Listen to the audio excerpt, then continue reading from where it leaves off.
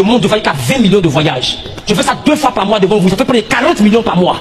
Donc tout ce que vous payez aussi à l'église, ça sert à entretenir l'église et à payer les hommes de Dieu. C'est normal. Non, mon vieux. La dernière sortie du prophète pasteur Wilfried Esaü est assez critiquée sur la toile concernant ses propos tenus sur la dîme. Des explications qui n'ont pas plu aux internautes qui poussent la majeure partie des blogueurs mais aussi de quelques pasteurs à lui jeter la pierre que se passe réellement sur la toile. Beaucoup de ses fidèles commencent à tourner déjà leur veste en disant que le prophète Wilfried Esaü n'est pas réellement un homme de Dieu, mais juste un businessman. Que se passe réellement? Regardez l'entièreté de cette vidéo qui vont vous renchérir. On se capte à la fin, bien évidemment, pour la décortication. Excusez ma voix, je suis un peu enrhumé. On va le faire très vite comme ça. Regardez la vidéo, on se capte après pour la décortication. Pasteur va vivre de l'argent de l'église. Un point, un trait. Ça te fait mal, faut sauter, cale en l'air. Quand je me vois voyager partout, chaque mois, chaque 2 semaines, mes voyages me coûtent entre 14 et 15 millions. Des voyages bien luxueux. Quand je vais avec le staff, je monte devant qu'à 20 millions de voyages. Je fais ça 2 fois par mois devant vous. Ça fait près de 40 millions par mois. Je me vois toujours partir là. C'est 40 millions par mois. Multiplie ça par 5 mois. Ça fait 200 millions. Donc tout ce que vous payez aussi à l'église, ça sert à entretenir l'église et à payer les hommes de Dieu. C'est normal. Non, mon vieux. J'ai l'habitude de regarder tes vidéos, mais ça là sur moi, non. Moi ici dans l'église, j'entends ça, il me lève, il sort. Hein? Toi c'est comme ça à jeton. Moi mes parents sont là-bas, eux ils touchent pas, moi ils viennent cotiser pour voyage. L'homme même n'a pas bon travail. Il fait stage à Grand Laou, il habite à Grand Bassam. Il lui donne 10 000 francs comme frais de stage. Mais dans tout ça, il se débrouille, il vient à l'église. Ça fait la cotisation de partout, partout, partout.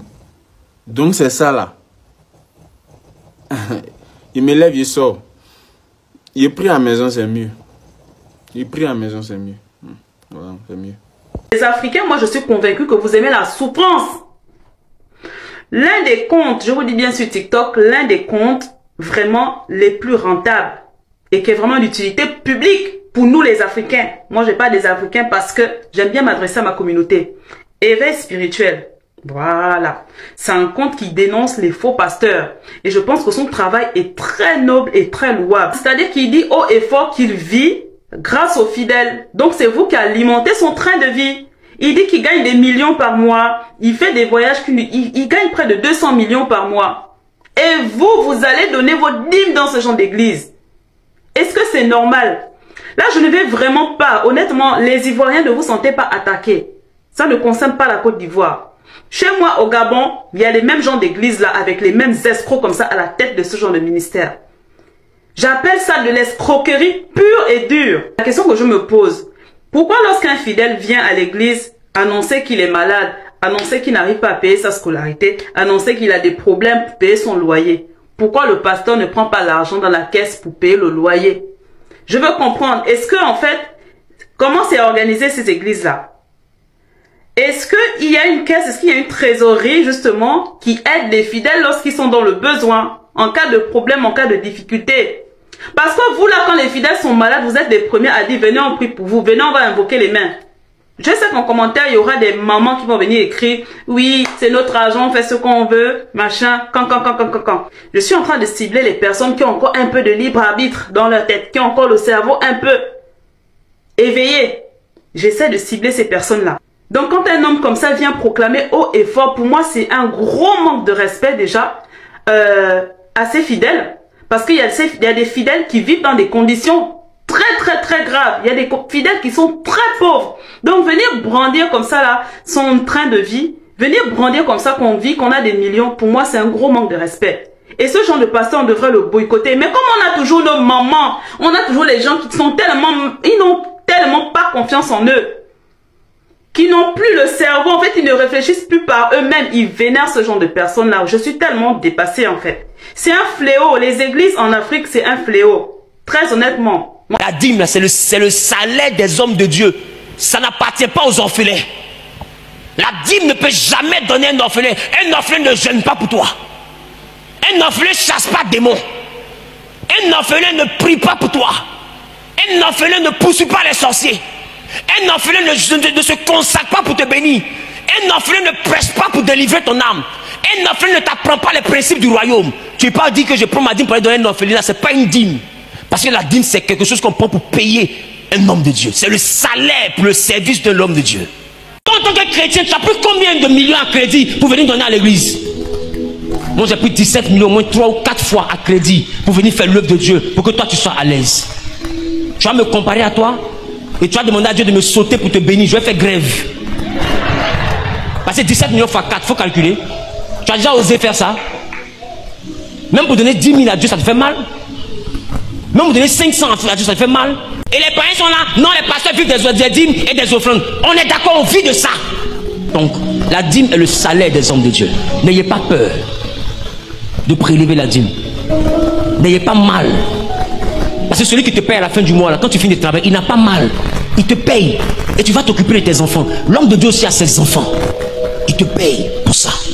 Dans cette église, il y a des pasteurs, des gens qui ont tout laissé. Les voici là-bas. Ils sont pleins. Tenez-vous debout, ils vont vous voir. Ils ont tout laissé. Ils servent Dieu. Ils voyagent avec moi. Leurs parents aussi les regardent. Cette destinée-là, qui s'en occupe? Et les païens sont là. Non, les pasteurs vivent des dîmes et des offrandes. On est d'accord, on vit de ça. Messieurs et dames, n'oubliez pas que ce soir, nous avons live.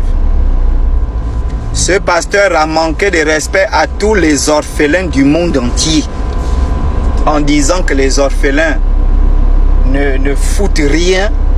Les orphelins n'ont pas le Saint-Esprit, les orphelins et que la dîme, c'est pas pour les orphelins.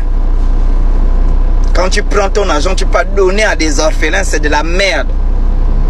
Mon Dieu, je me pose la question, comment se sont sentis les femmes veuves qui sont dans son église et les orphelins et les orphelines qui sont dans son église. Et j'interpelle tous les orphelins et les orphelines, sortez des églises, ces gens-là n'ont rien à foutre de vous.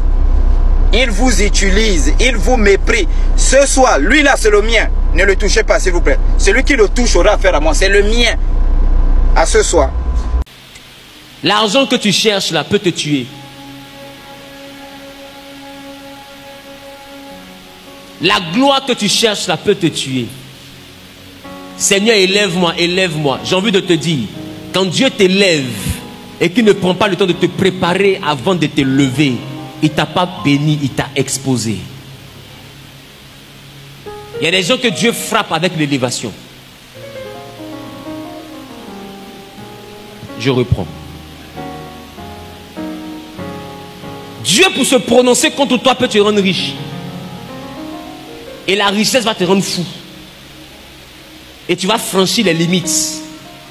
Et tu seras frappé, tu vas mourir. Ne pas... Aïe.